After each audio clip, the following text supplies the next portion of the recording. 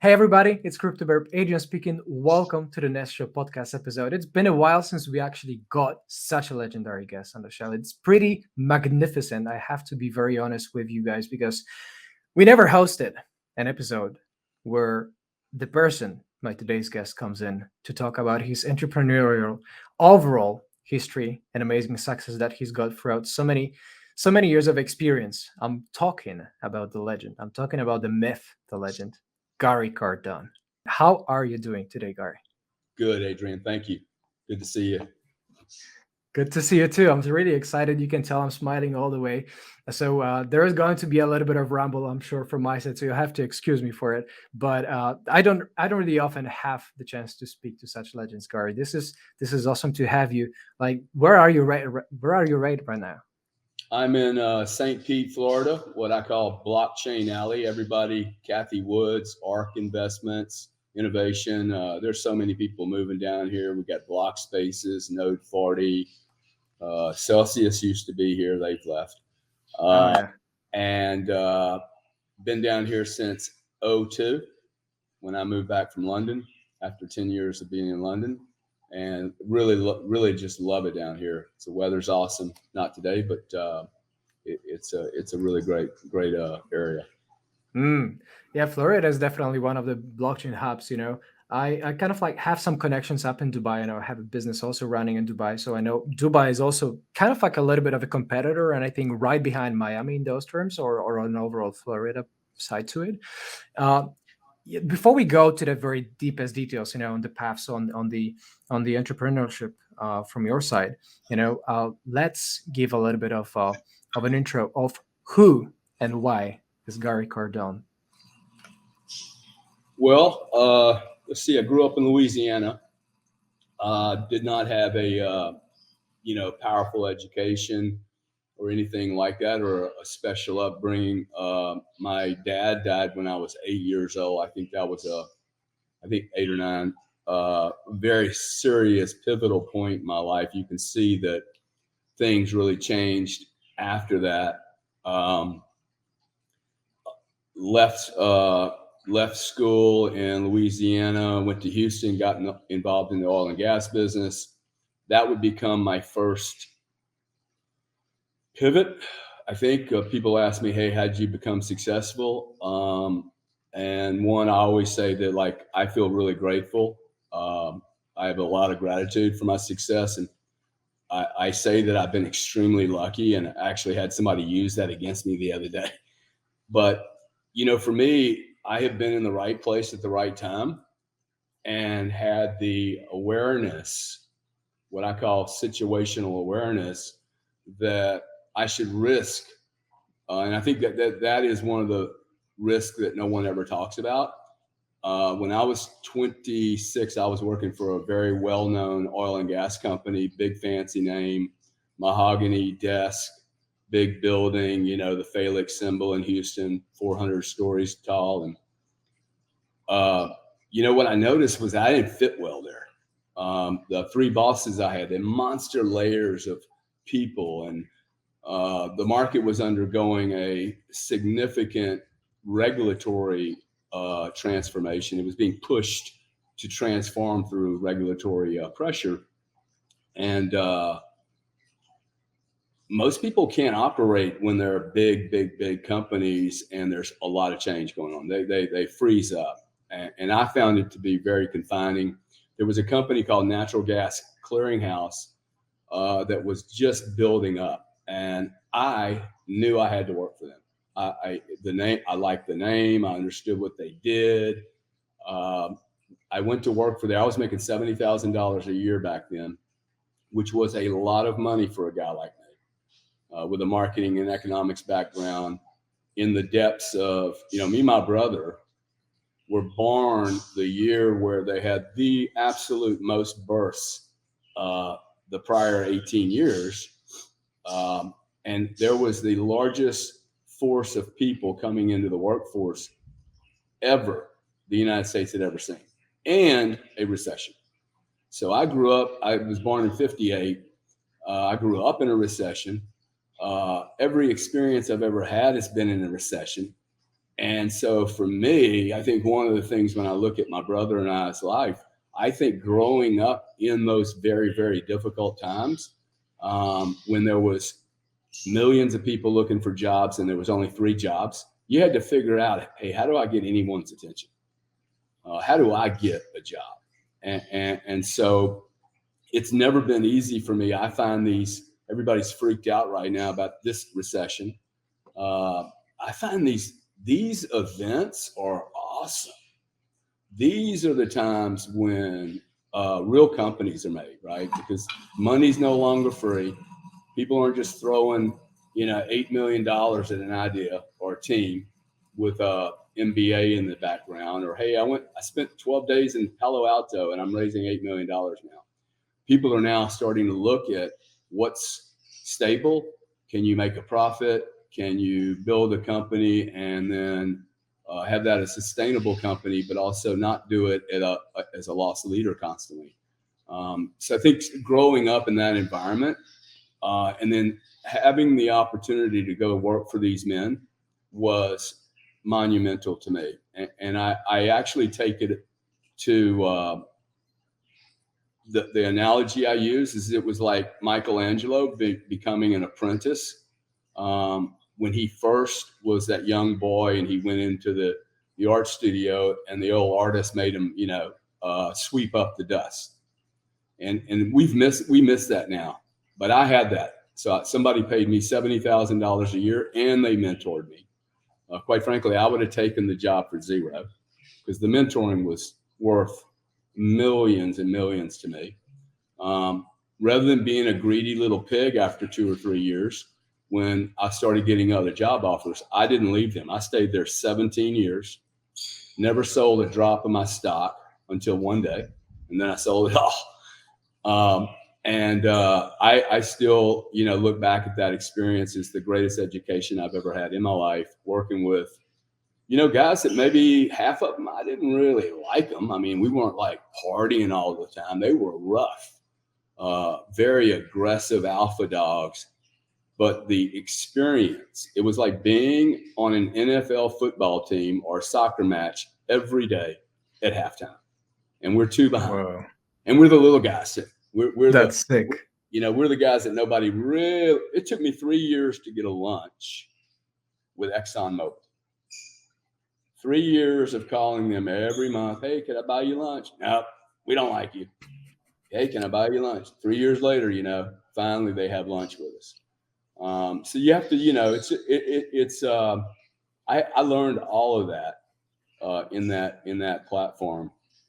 And how I got to crypto is a bizarre, really long story. I'm not even sure we have time for it, but that was the first beginnings of my life in business, where I learned about politics, but I also learned about cash flow, and I learned about futures markets, and I learned about trading.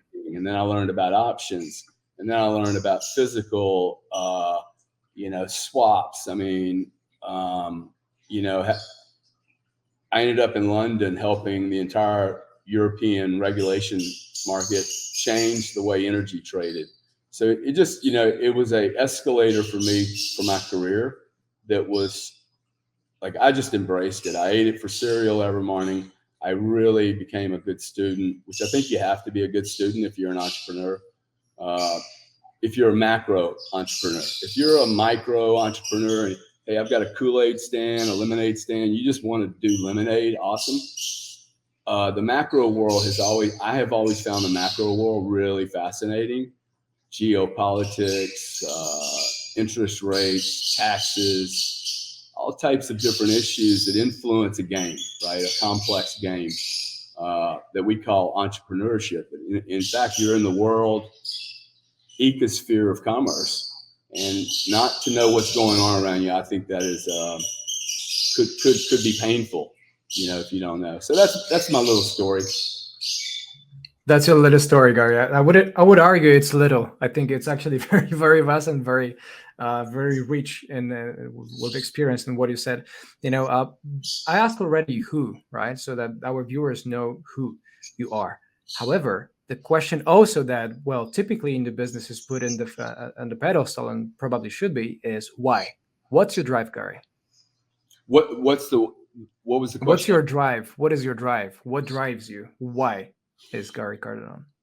Yeah, I don't know that I have the answer. Um, and I am asked the question a lot. I'm not sure I've ever gotten the answer right.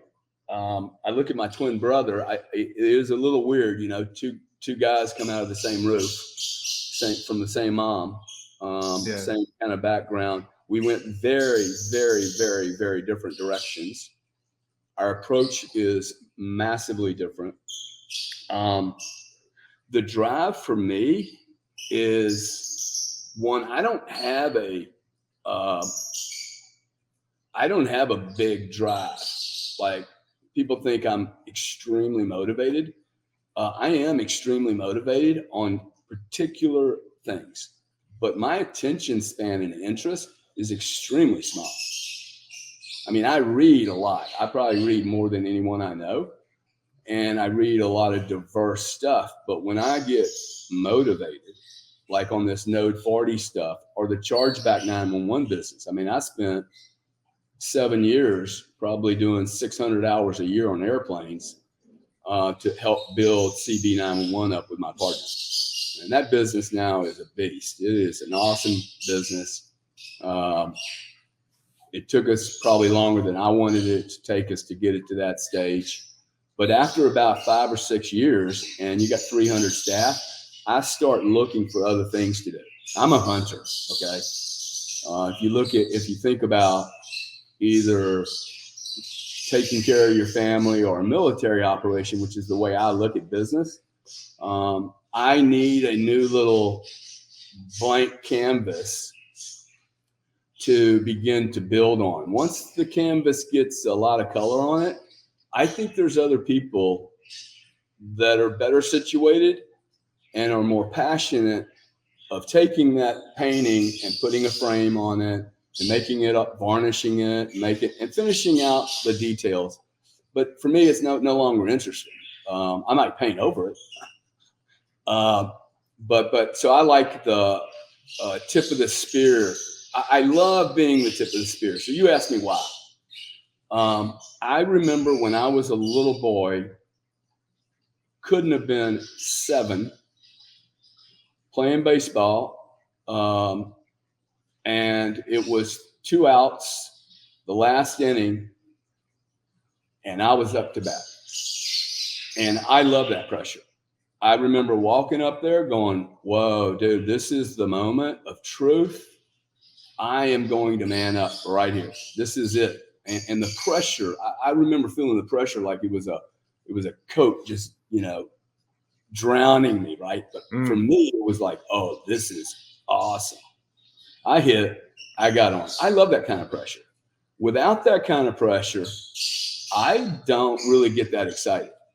Now, the cool thing is I have been extremely blessed to find 5 different businesses that really captured my attention. Like it consumed, one of them consumed 22 years of my life. I learned so much. The last one has, really chewed up about 10 to 12 years of my life. I've met some of the most unbelievable people at the card payment schemes and banks and all over the world. And now I'm into this crypto journey where I'm meeting really, really wonderful people. And, one of the common threads is in all of this is that there were really brilliant people all along the pathway, right? Like, I didn't get involved with bullshit people. I got involved with some really, really smart people. I mean, I did get involved with some BS people too. I had to make sure I got rid of them. But along the journey, there was a lot of really smart people. And for me, being around really brilliant people, I remember in London in about 2000, I had a British guy named Barnaby work for me. And Barnaby always made fun of me because he said, I got 155 IQ, Gary, and you don't. And like everybody around me had 140 to 155 IQ. And I was like, thank you for making fun of me. I'm your boss, and I got 10 of you guys. And so for me, he was kind of trying to shame me a little bit, but for me, I have loved having really brilliant people around me. And I think the difference is just because someone's brilliant doesn't mean they have the ability to pull the trigger. Makes sense. Right? Okay, I know people that, I have a business with someone, and this particular person overthinks. They overthink, right? It'll take them 2 months to get to a decision that is so clear what one should do. And by the time you get to that decision, the problem is you've lost some of the value that you could have made 6 weeks into that decision. Because these decisions, these opportunities, they don't. Remember having a lawyer ask me once. He said, "Hey, why are you doing this deal right now? This is a little. Probably shouldn't do it. Optically, it's not going to look good." And I'm like, "Hey, deals come along when they come along. They don't come along when it's convenient." What a good way to put it, to be honest. Forget that, okay? They don't come along when they're convenient. They come along in the middle of the fucking night, 2 a.m. You have another business. Like, it's not easy. You're already stretched to the gills, but here's this bloody opportunity. And everybody says, "Hey, don't do it. Don't do it. Dude, this opportunity's here and it's gone." And so sometimes you have to pull the trigger. Now, I am really good at pulling the trigger. Doesn't always mean I hit anything. Sometimes it means I blow my leg off. But I think so. I think surrounding yourself with really talented, brilliant people, but also having mechanics around you. Soldiers, guys like me. The Node40 business, perfect example of where a guy like me is extremely valuable to the Node40 team. Bunch of geeks, bunch of nerds. You met them. Perry start laughing if I call them a geek and a nerd. They're not offended by that. They call me crazy. Okay, I'm not offended by it. We're both right. What all that Node40 needed was someone who understood markets and understood institutions and how to recraft a offering and what not to do. Like a lot of businesses focus on what they're doing instead of, "Hey, well, why don't you focus on what you're not going to do? Let's get that off the list." And now we're left with only a few things to worry about. So maybe, look, man, I don't know the why. All I know is I get bored easy. I retired when I was 42. Don't do it. Ain't worth it. I'm not saying it wasn't worth it for me or it was a mistake, but I literally stopped 8 years of my life in business because I found it to be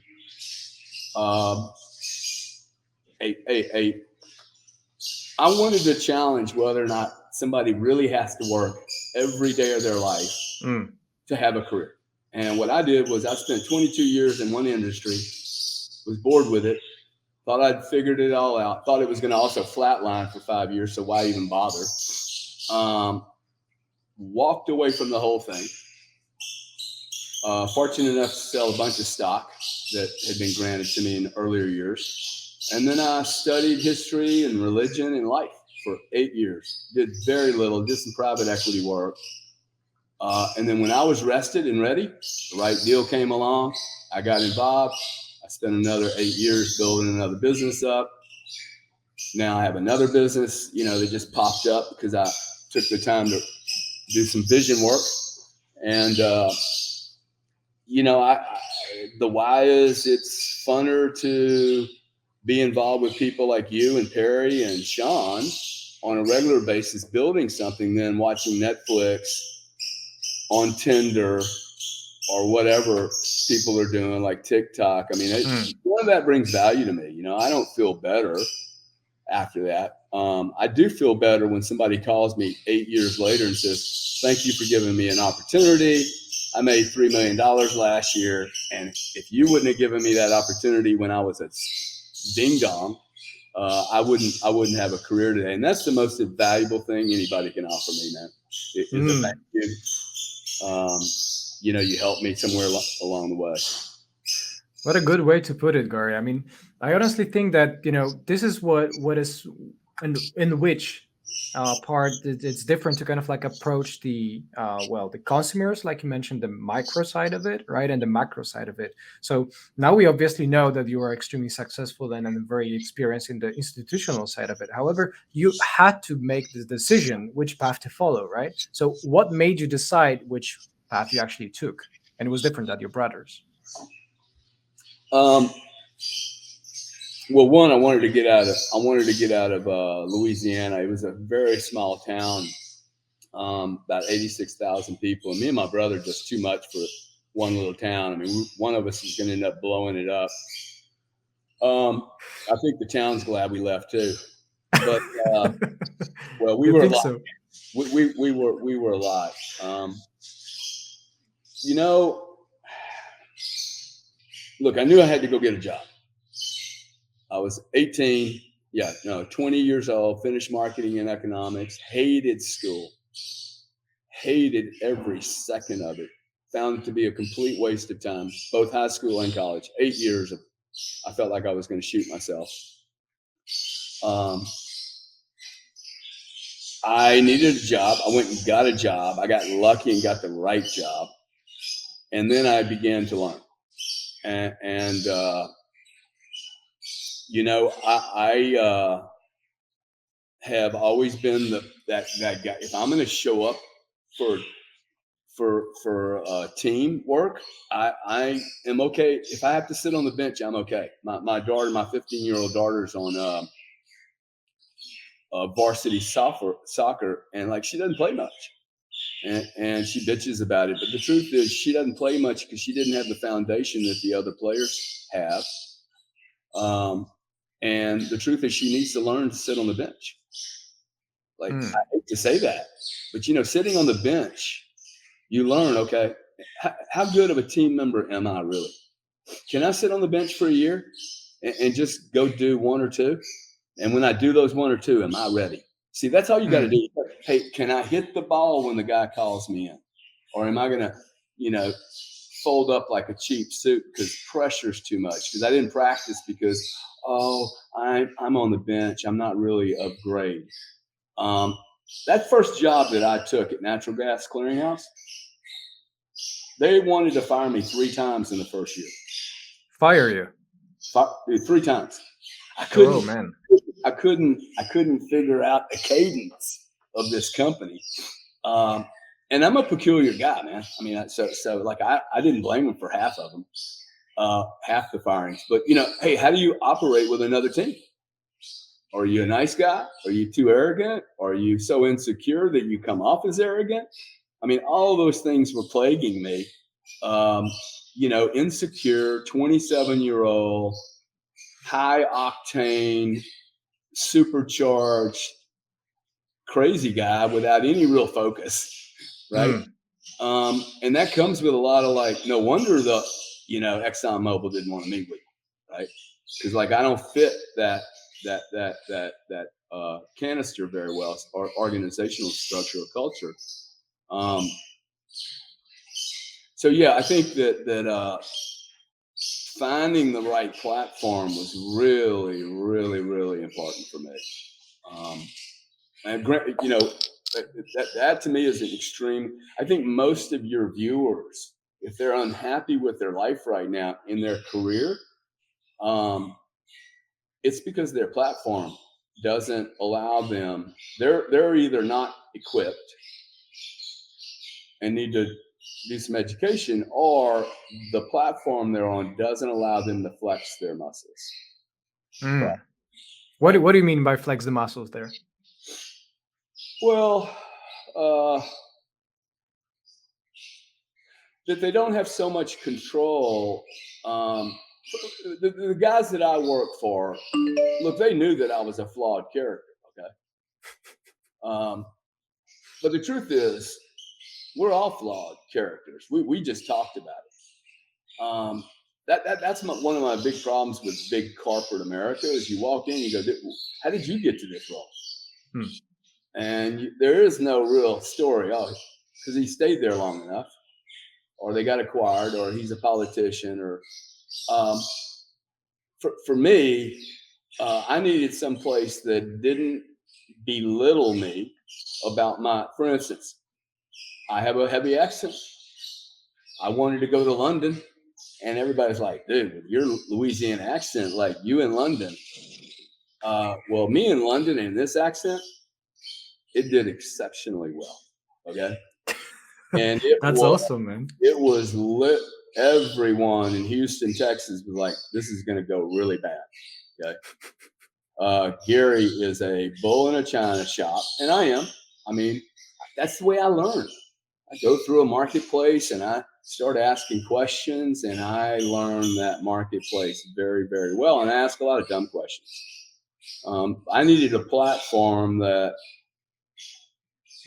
my boss wouldn't come over and show me how to lift the bar, right? And that he would actually let me lift the bar, and they would stretch me. They would make me be better, okay? Almost like a military exercise.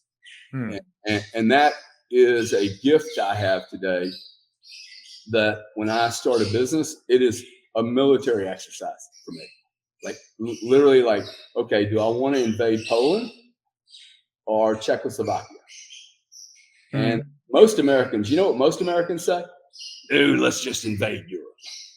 Like, what are you talking about? You're going to get killed invading Europe. You got to find your little spot. You know, I don't have the resources of an ExxonMobil or a Visa. I have to find my spot. And especially when change is occurring. So my move to London was awesome because my bosses were 4,000 miles away. They couldn't lift every weight. They couldn't manage every opportunity that I popped up with. So I was able to kind of build my own platform for my own muscles. And as long as I didn't blow the company up, you know, I had so much credibility with my bosses at that time that they allowed me to build, you know, really, really cool businesses. But I needed the support. I needed the credit support. I needed the billing support. I needed finance. I needed teams behind me. But most importantly, I needed my bosses to admire me enough to give me enough room to build what I thought I could build. And then they would correct me when I strayed, right? When I went off the reservation, which guys like me do go off the reservation. And I don't think that you should be stopping it or saying, oh, he went off the reservation. Like, people like me don't get here without going off the reservation. I have this funny saying, Adrian. It's a question, actually, and it is, how do you know where the edge is? How do you know where the edge is? Question correctly, by the way. How do you know where the edge is? How do you know where the edge is? The edge of anything. The edge of legality, the edge of an options contract. Have to go and check it, yeah? I have to go and check it. Well, you let me know what you think that is, okay? Now, I think the answer is that no one knows where the edge is unless they have exceeded the edge. You must go over the edge to know where the edge is. Yeah. So a bunch of corporate people that are constantly looking at the edge going, oh, I'm too close now. They never know what the edge is. But that crazy guy, you know, the guy that Adam Newman blows up WeWorks and then raises $400 million. So he definitely found where the edge is. And, you know, he may do a really good job on the second deal. I hope he does. You know, to me, that's a really important question when you're trying to build something. Hey, where's the edge? Like in crypto, everybody complains about crypto. I'm like, you guys are over trading, man. Your positions are too big. Like, I'm way upside down on all my crypto assets, right? My position, but I'm not freaked out about it. My position's not so massive. Do I like it? I hate it. But what I am thinking about right here is, dude, I need to be adding right here. Okay. So that's you learn all this stuff in life. I mean, this is not business, love, romance, kids. It's pretty much the same. The stakes might be a tad different. You're right. You're right, Gary. I mean, I think that's what you're saying. To ask yourself, to ask oneself, where the edge is. And that's what you said. You actually have to go and verify it with yourself, right? And those people who are crazy enough to go and test their limits, test where the edge is, that's how they only know where the actual line is, right?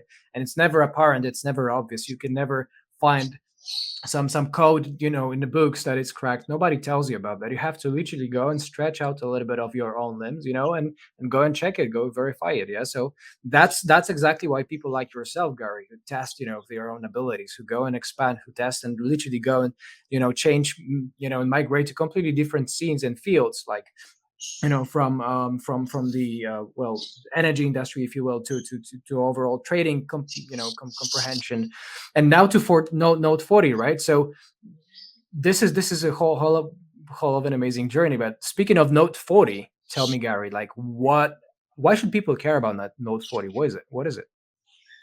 Node40 is an accounting tax tracking software solution specific to DeFi and crypto assets.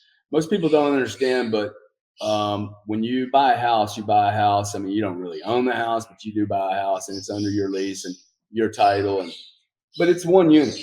1906 Ocean View Drive. You own the home. It's not fractionalized. When you buy a BTC, it's not one BTC. It's a number of different lots, LOTSs. People think I say, hey, I have a lot of positions. I have a lot of digital asset positions. And when you do accounting, which no one, shame on you guys, no one has been paying any attention to for the last few years. I think 800 people filed taxes on crypto 2 years ago. Oh, there you go. There's 16 million people with crypto position. Okay, 800. That's 800. Yeah. Oh man. Okay, so it's cool. All evolving industries kind of grow up. They're immature. This will not continue. I will say that these numbers are changing drastically now that the tax man has made you put there's a little box that says, do you own crypto or not? So now you get to decide whether you're going to lie. I suggest you don't lie. They will find it, guys. And you don't want to lie to taxes, yeah. And they're looking for it. Okay, so this is not that difficult. This is just about getting a marketplace that's stable. We want all these rails around this space. So why Node40? 2 years ago, I took a deep dive into blockchain and crypto, spent probably 600, 700, 800 hours really digging in.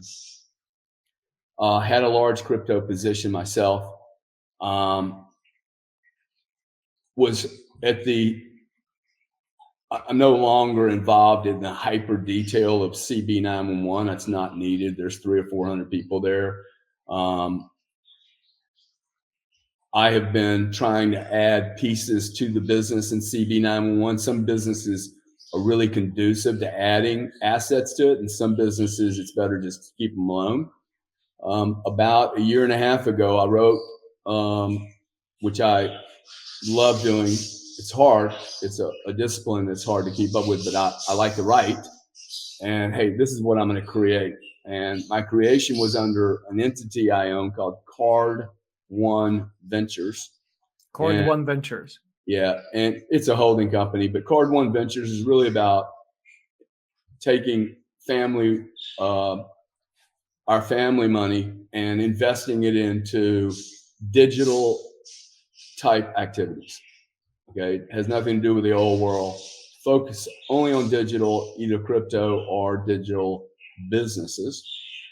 And what I wanted to do, I'm sorry for the long-winded explanation, but what I wanted to do was I wanted to acquire a business or build a business that would fix every mistake I had ever made in any of my prior businesses. And I made a bunch of them. And one of those was around governance. And governance is shocking to hear people. It's shocking for some people to hear me talk about governance because they're like, what, you're talking about governance? Yeah, I actually think guys like me I love governance. I like position controls. I like having a CFO look at me and go, dude, your position's getting that's a lot. Okay. Hmm. So I like the check and balance because it keeps me, it's a little bit like trying to drive my Range Rover at 110 miles an hour and not look at the dashboard. Hmm. Like that's dangerous. Okay. I can do it at 2 or 3 miles an hour, but I can't do it at 110. So basically, within 4 weeks, literally 4 weeks, I get a phone call from someone about Node40. It's another but weird story. I called up the investment banking team that's working on the deal. They ignored me. So the guy you just met, Perry, I went on LinkedIn. I said, Perry, here's my number, 213-400-9189. Call me. He calls me 10 minutes later. 3 months later, we had done a deal. I found a team of people, Perry Wooden and Sean Ryan, the two most brilliant computer scientists I have met in a decade that have been focused on blockchain and crypto. They are truly crypto traders. Okay. They're like some of your clients. They're building nodes. They're infrastructure players. They were building nodes and then taking lots of tokens in exchange for that work. Woke up in the city of New York or state of New York, realizing, oh, we have no idea what our tax position is. And they're probably a little bit like the polls. Okay. When they come knocking, they're going to come knocking. So Sean started looking around to see if there was anyone that had a solution. No one, none of the accounting firms, none of the crypto firms. And so he started solving it. He looked at it as a computer science problem. Today we have customers that trade 1 billion transactions a year. Last year it was $500 million. They'll spend $100 plus million in fees on exchanges, trading $50 spreads. Now, let me ask you a question. How do you track and trace and tax a guy that's trading 100 million transactions a month? Oh, man. How do you store it? Okay. So we're learning stuff today that is really, really fascinating. Now, when I met Node40, they went down the consumer pathway because all the other tax accounting companies had done that. TaxBit, Luca, Coinly, Zen Ledger. I am not a consumer guy. Okay. I don't like consumer businesses. I think I'm ignorant around it. I'm not saying that people are wrong for doing consumer business. My brother, in my opinion, is a B2C guy. I am not a B2C guy. I never have been. My whole career has been B2B. I mean, I complained about not getting lunch with Exxon. That's fine for me. I understand now how long it takes. Now, funny enough, talk about the difference. 3 years to get a meeting with Exxon in the 90s, 5 days to get a meeting with the CFO of NYDIG in the crypto space. You're right. 5 days. That's a difference. Oh, God. Hey, I'd like to have a meeting. When? You call the head of some top 4 accounting firm, and 17 people show up on a phone call 8 days later going, what solutions do you have? Let's talk about solving this problem together. So, man, this is a big, big change. Okay. That one indicator. See, for me, that is what's the word for it? It's a characteristic of a marketplace. When a guy like me, who's not known, like I'm not a famous guy, really. I'm not, but I'm not a famous guy. I'm not embedded in the crypto community. I didn't know Sam Bankman, idiot. So I wasn't hanging around all these people. How do I get into this industry? Well, having access to an entity called Node40 first gives me something to talk about. My investment thesis on Node40 really, and I've told Perry this, hey, my worst case is I fast track my entire experience and education into the digital space with a $4 million investment. That's baseline. Top line is we're gonna turn this into Chargebacks 911 again because this is a compliance tool. This Node40 is a compliance, regulatory, risk management, know your business better. Screw know your customer, dude. Know your B, KYB, right? Know your business. And when you start doing accounting at a very micro level, really tracing things, you begin seeing things about your own investments that make you a better investor, trader. It also has made the people around me, the professionals around me, the accounting groups, that serve me as an entity, it's made them smarter about my family position. So the Node40 tool, it came at the right time. I love picks and shovels. Okay, this is infrastructure that is required. It doesn't matter if BTC is trading at $1 or $1 million, and I think it's more likely to trade at $1 million than one. Happy to take that bet with anybody, by the way. Same here. Sure. Yeah. So it had a great team. They had 12 people.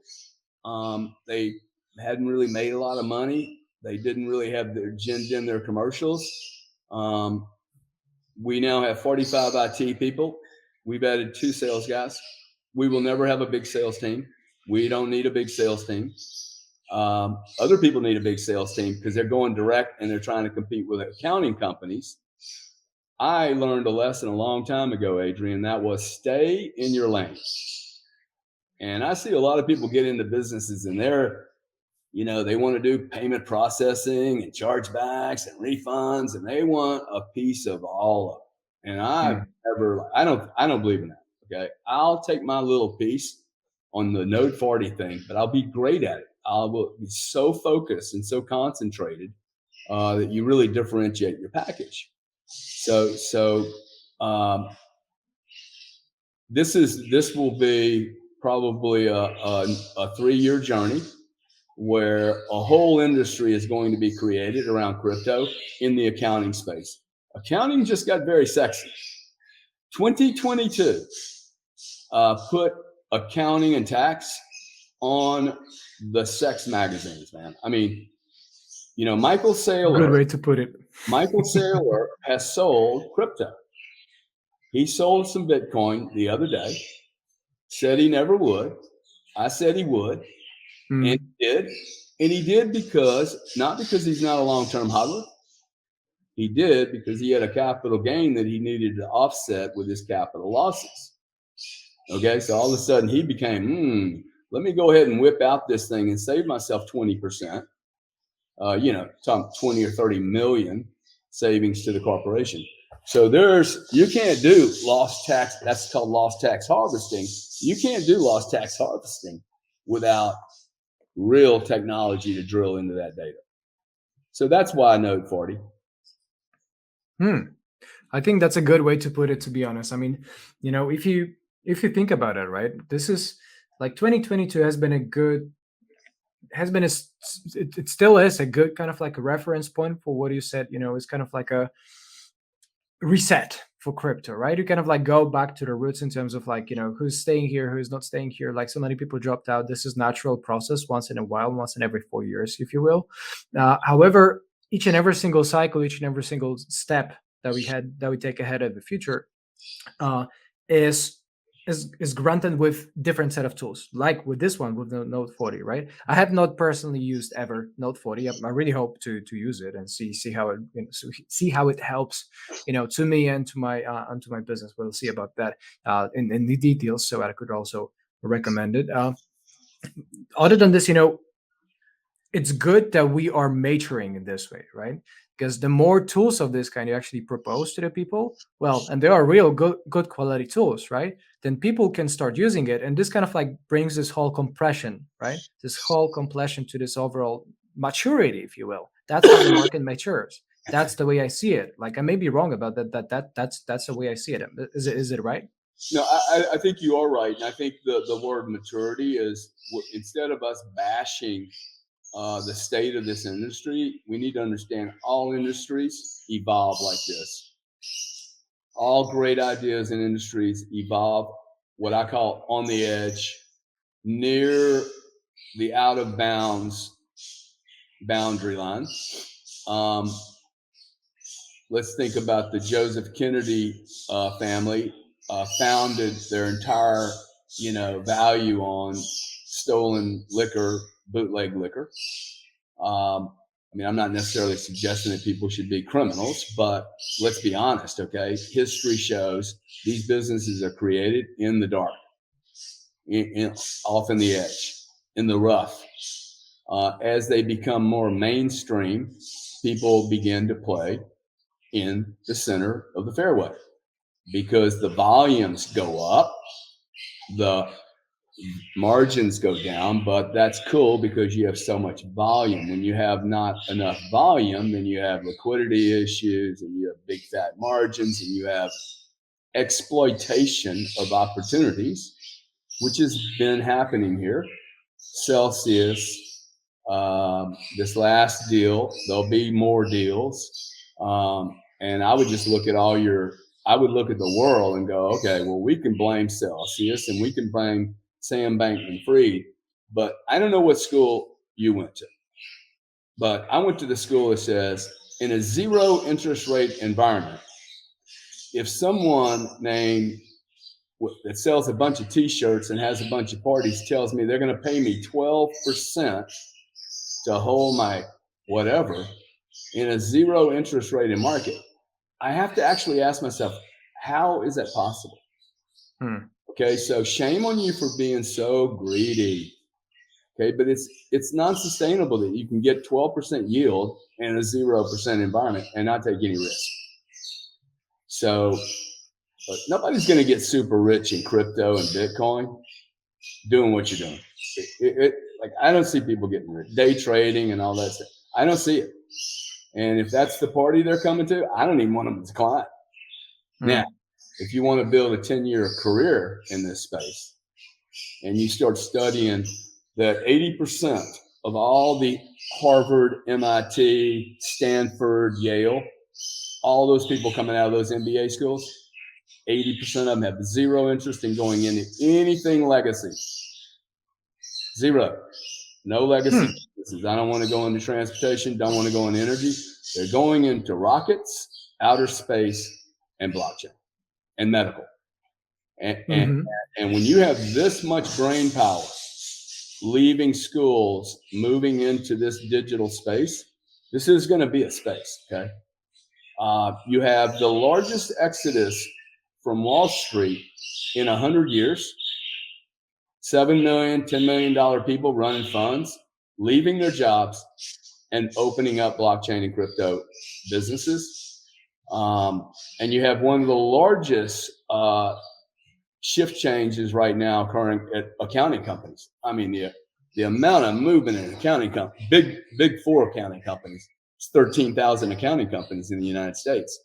That's a massive shift change that's occurring. So I'm seeing a lot of intellectual capital, not just money. The money's easy, man. They just stick it on a printing press anyway, right? So, but that's so right. People that are willing to wake up in the morning, show up in a New York, Manhattan office, and then, okay, I'm going to build a business here. That's the real capital that I see the particular blockchain and crypto space rich in intellectual capital. Maybe not the best platforms yet for all that intellectual capital, but we're going to see some really unbelievable stories here of transformation, both in people's lives and in businesses, both for the good and the bad. I would suspect. That's it. Well, now that you said it, it of course kind of like sounds logical, right? However, when somebody comes from this more consumer perspective, right? Not so much from an institutional, kind of like glues and patches it all together. Like for me being a trader, right? For my friends being traders, there is this actual lack of the tools, right? Like you want to really do something. Like I wanted to actually I come from Poland, however, I'm based in Portugal right now. And the one of the reasons for it was that because my country didn't give me the tools to properly kind of like, tell those guys like, listen, I got this cryptos, right? and they just couldn't read it. Like the very shocking turning point, I think, was a couple of years ago, when they lacked this infrastructure legal framework to report it crypto gains and for the overall taxes accounting, because the accountants then in the first place didn't have a clue what I was, right? So they didn't kind of like know whether to report it as a capital gain or some sort of like a business, whether it should be taxed on a level or a B level or whatever progressive, and the condition is that it's all this one accounting inability and the individual level multiplied times million. Like this is that status of the countries, and I think so many other countries, in all honesty. In fact, the countries that can take the lead, just like you said, Florida or or Dubai, even, right? Those take the lead in this space because they give to the people the tools. Like all you have to do is just to give the right people the tools. They want to help you. They want to tell you. They want to work with you. Just give them the damn tool. Isn't it right? Yeah, I think so. But in this case, this is a little different. And I think that many of the institutions and players that are in this space need to maybe think about this space slightly different. I'll use the analogy. In the payments industry, by payments, I mean people that trade credit cards and debit cards and e-commerce, and there's merchants and then there's consumers. That space is extremely well developed. Okay, it's 50 years old. Somebody introduces a new idea and it just kind of rolls out. The problem with this space is, and vendors can show up in the payments industry and then partner with a big bank, and then a fintech can partner with a big bank and do well. The problem with this industry is that there is no infrastructure. There's nothing built. Like there isn't in it nothing built. There are a bunch of people investing, chasing alpha.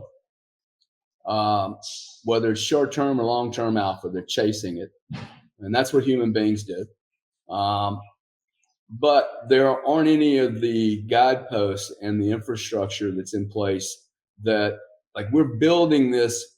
The analogy I use is we have 100 Ferraris and Lamborghinis flying all over the place. Nobody built any roads yet. Exactly. Okay, so like for Node40, we go into a client who's got maybe 10,000 users. And the first question is, well, how many connections to exchanges do you have? As many as all the other ones is our answer, and not nearly enough. Because some of these exchanges are showing up by the day. Some of these opportunities are declining by the day. They get wiped out. Like, how do you know what to build to? So I think the institutions and the players are going to have to collaborate with fintechs, with providers like Node40, and do this in a very different way. This is not going to be, I think the guys that are really successful, first off, a lot of these companies have a lot of money. It does not solve their problem, because the money is not their problem.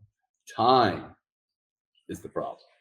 The amount of change occurring and the speed at which this change is occurring is so staggering that I don't think, a top 40, 50, top 100, top 200 company in the United States can dilly-dally around very much on this. I don't think they can just, I'm going to work a relationship with 13 different vendors and then I'll pick the next best solution. They're all going to be bad solutions, because these solutions are being organically built right now. Like we're building today for the future. And the feedback between the user and the builder needs to be really tight so that we know what is the pathway. 3 months ago, we thought FTX was the solution to all mankind. Okay, so now you're pivoting, going in a different direction, this is an industry where you're going to have to learn how to really pivot elegantly, and with force. Because I think that's where all your money's made anyway, is the pivot. It's never on first, the first You're plan. right. It's one of my greatest sayings in the world. A German military strategist says, first contact with the enemy, all plans go to shit at first contact with the enemy. And I love it. I think it's just it's such an awesome, such an awesome. Isn't it awesome? Isn't it awesome and similar, kind of like sounding like to what Mike Tyson said the other day, that you always have a plan until you get punched in the nose. Yeah, that's exactly the same. Yeah, that's exactly right. What a nice way to put it, Gary. I mean, that's very smart. That's very smart. And I know you're busy, so I'm definitely having so many other questions on the list.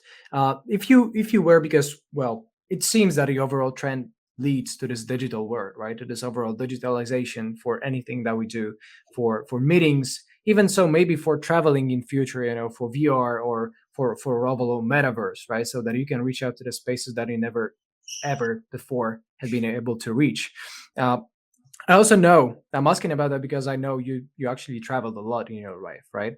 And like, what do you see any significant changes? Well, or any special plans about your travels for 2023, and how it may or may not help some metaverse or crypto digitalization? I don't know that. I mean, I think that there's a lot of it. This year is going to be, I think, a year of people, studying their navel, looking at themselves in the mirror as an industry and saying, okay, what are we doing? I mean, I think I don't know that I'm answering your question, but one thing that I like to spend a lot of time on, because I've been in 4 of these industries now where you're almost writing the rules as you go. You're a lot better off, guys, self-regulating than having it outside regulated.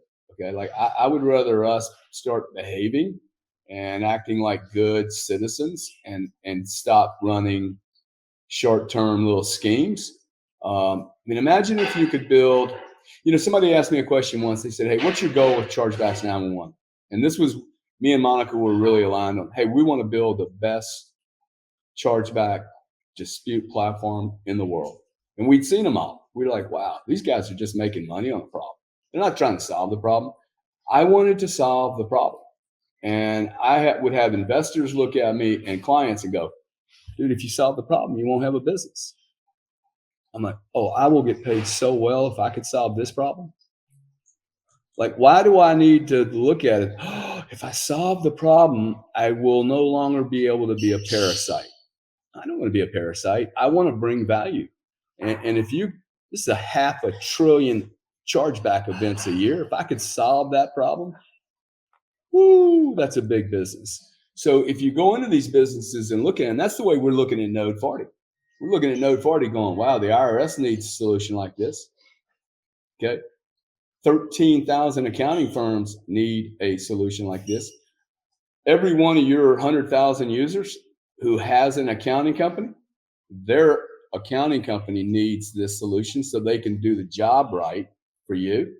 And believe me, you should tell them, okay, interview, if you guys have accountants, interview your accountant. How are you doing my digital stuff? If you're doing it by hand, I'm out of here, okay? Introduce me to your digital expert.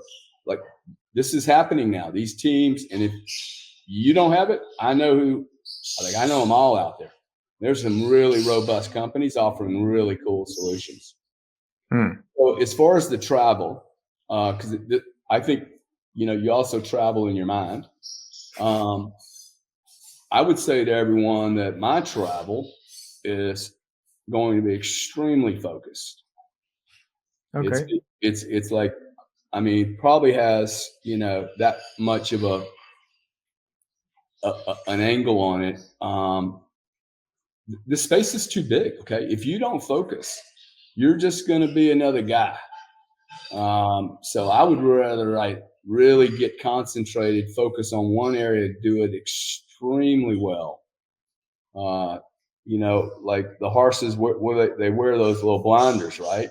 Well, there's a reason they wear it. I mean, and in markets like this, if you're not careful and you don't have those blinders on, you will spend 5 years doing nothing. And then you'll wake up and go, wow, Gary Cardone built another business, man. He built another one. Yeah, dude, because I didn't look at 37 things. Okay, I don't have a bunch of investments. I don't play that game. I mean, that's a very common theme for me and my brother. Like, we are extremely concentrated people, and maybe it's our background, right? Like, I just don't think I'm smart enough to look at 5 businesses. I think there's a lot of smart people out there that can run businesses, but you really want to amplify them, right? Make them really loud, and that just requires a lot of focus. So you won't see me going to, Spain to talk to somebody about a crypto solution for tax. I'm in the United States of America right now, man. I got so much to say over the U.S. I couldn't drink all of this Kool-Aid if I wanted to. Here, so why would I think about going to Spain, right? Or Makes sense. or let me go get into the consumer business. There's plenty of people out there that know how to sell these tools to consumers. We like guys with $300,000 euro positions and larger. Guys that are swinging a bunch of weight around. I'm too heavy for a guy with a $400 portfolio. Like, when you need someone else, not me. I would question whether you even need to be in that space at $400, but I would spend the $400 on self-educating yourself about yourself instead of trading $400. For me, it just doesn't make any sense. So it's this journey, and if I could find more platforms like this. So if there's guys out there that have really cool businesses, but you've never built a business and you don't have that warrior, like I can hear when something's getting ready to happen. Like, I have this sense. Spidey tickle. Sense. Totally. And if you've been doing this your whole life, you get it, right? You're like, ooh, there's something not right here. A guy that's, building software, he doesn't really have the opportunity to get that sense. He's reading from a different book, right? So I would love to find 4 more of these type businesses in this particular space. That's a very smart approach, to be honest, Gary, right? And that's exactly the type of answer I was hoping to get from you about traveling, right? Like you mentioned very well, the biggest amount of travels happen within our minds, because we tend to travel and get too much distracted too often, right? Our minds tend to travel in the places that we don't necessarily wish them to travel, and that gets us very distracted. And instead of getting focused and specialized in one specific niche, that is going to help us, position ourselves in this overall puzzle, to fit in somehow, it's going to be definitely full of noise otherwise. So I definitely, take it in. There are so many notes and so many things great that I learned from you already throughout this entire episode of the Nest Show podcast. And I do believe, and I do hope so, that this is just one in the series, the first one in the series, that we're going to have many more of these, because there's so much, such a big variety of your experience, and I think that more people should know about you and what you do and how you actually just contributed to Node40 and what it is overall, right? Not just kind of like limited to this space of the podcast and the audience. Before we disconnect, we have this golden tip rule, or a space to leave our listeners and viewers with. And having you already explained, what Node40 is and what people can expect from it on the institutional side, like, what is that golden tip that you want to leave our viewers, listeners with? The golden tip? That's right, Gary. I think the golden tip is, I think the best thing that I can ever do in my life is to look around my universe and do an inventory of who is in my space. Who am I working with? Who am I dating? Who's my trainer? Who's my partner? Who's my business guy? If they're constraining your ability to be who you are, you should dump them as soon as possible. So about every 7 to 8 years, always a good time for me to look at, hey, who am I hanging with? Because if you're trying to do this throughout your life, but you have people hanging on to you, like, what's the first thing what's the first thing that happens when you launch a rocket into outer space? It's all exciting and everything, but when it hits space, the first thing it does is it jettisons everything that got it there. Hmm. Everything that got it there, it jettisoned. Why? Because what got the company to outer space will not take it to Mars. It won't. Okay. It's a different bag of tools, man. It's a different thought process. So oftentimes when people are building startups, they don't understand, hey, this guy you hired 4 years ago, he doesn't want this company to be big. He joined mom and dad.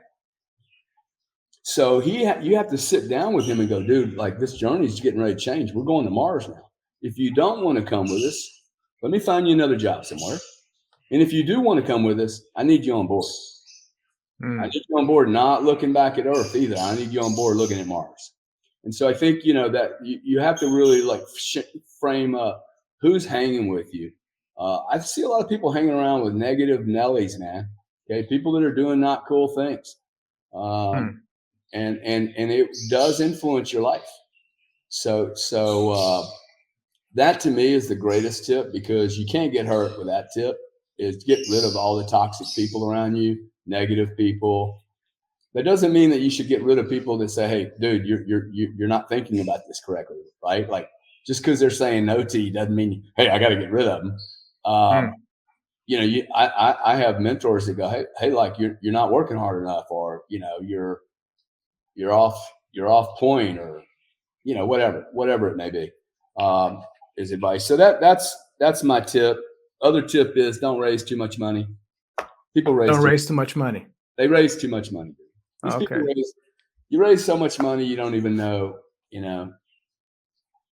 like you need to be disciplined. Okay. Like I've never raised that much money for any of these businesses.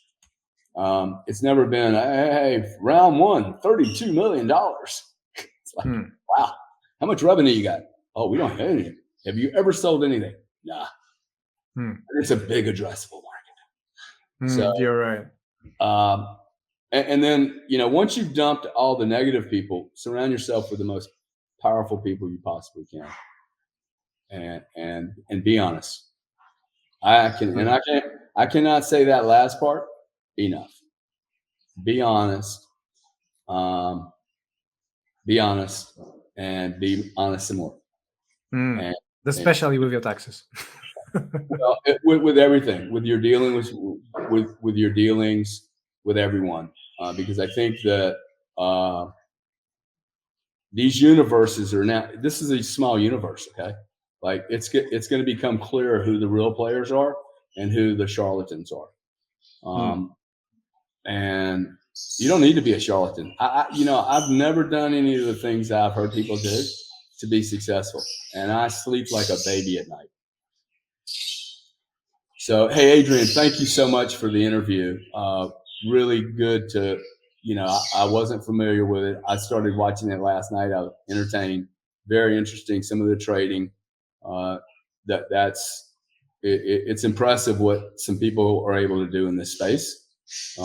This is a life-changing opportunity for a lot of people. I mean, massive life-changing opportunity if we don't blow it up. If we don't blow it up. I think you're right, Gary, and thank you over for coming up. And before I let you go, one final question: are those birds or some kind of like a parrot somewhere in the background? No, sorry, they're my birds. Is it really irritating you? I mean, can you? No, I mean my entire brand is called the Bird Nest. It's about parrots. There you go, man. There you go. That's why I recognize the sound. Yeah. Yeah. No, I love birds. I like the sounds. Some people come here and they complain about it. I've gotten so used to it that it feels like I'm living in a jungle. That's awesome to know, bro. I'm literally telling you, I'm a big parrot guy. I mean, free cockatiels, free parrots, Wow. very beautiful ones. with the red cheeks. I mean, beautiful creatures, and the entire parrot is about the entire brand is about parrots. So the bird nest it is, and it's been an honor to host you on the show, Gary. And for everybody who's not familiar, definitely go ahead and read up everything that you can and stack up all the information you can find all over the internet about Gary Cardone and Node40, because it does seem that within the overall digitalization of what we had and the certain turnaround point twist and deciding what direction we're going to go as a crypto overall, well, that might be the tool on your list that you don't want to miss. Thanks so much, Gary, for coming over. It's been true blessing to have you on the show. Thank you. Thank you, man. Happy New Year to everyone. Happy New Year. Thank Ciao. you.